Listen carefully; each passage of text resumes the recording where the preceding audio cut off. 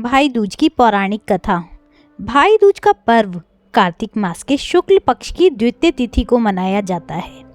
इस दिन बहनें रोली एवं अक्षत से अपने भाई का तिलक कर उसके उज्जवल भविष्य के लिए आशीष देती हैं। भैया दूज की पौराणिक कथा इस प्रकार से है।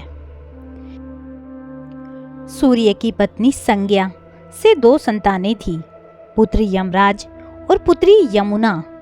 संज्ञा सूर्य का तेज सहन न कर पाने के कारण अपनी छाया मूर्ति का निर्माण कर उन्हें ही अपने पुत्र पुत्री को सौंपकर वहां से चली गई। छाया को यम और यमुना से अत्यधिक लगाव तो नहीं था, किंतु यमुना अपने भाई यमराज से बड़ा स्नेह करती थी।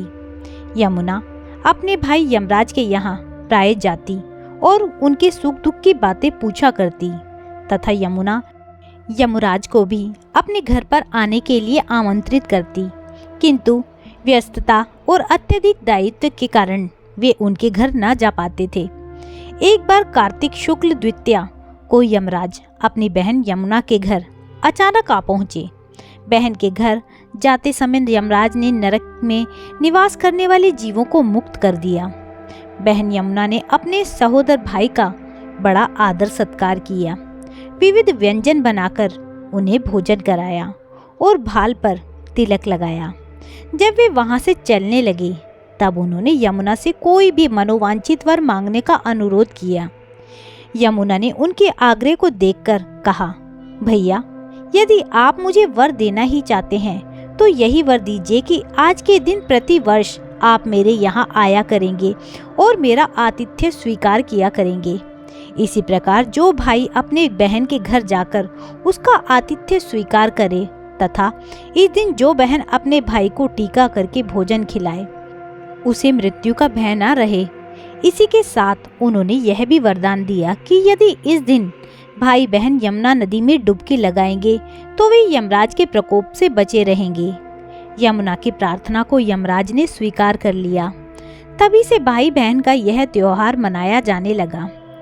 भैया दूज त्योहार का मुख्य उद्देश्य भाई बहन के मध्य सद्भावना तथा एक दूसरे के प्रति निष्कपट प्रेम को प्रोत्साहित करना है। भैया दूज के दिन ही 5 दिनों तक चलने वाले दीपावली उत्सव का समापन भी हो जाता है।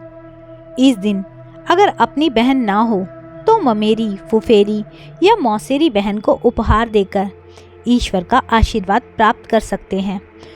जो पुरुष यम द्वितीया को बहन के हाथ का खाना खाता है उसे धर्म, धन, अर्थ, आयुष्य और विविध प्रकार के सुख मिलते हैं।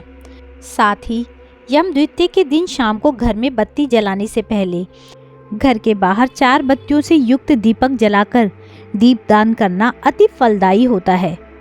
कहानी सुनने के लिए बहुत बहुत धन्यवाद।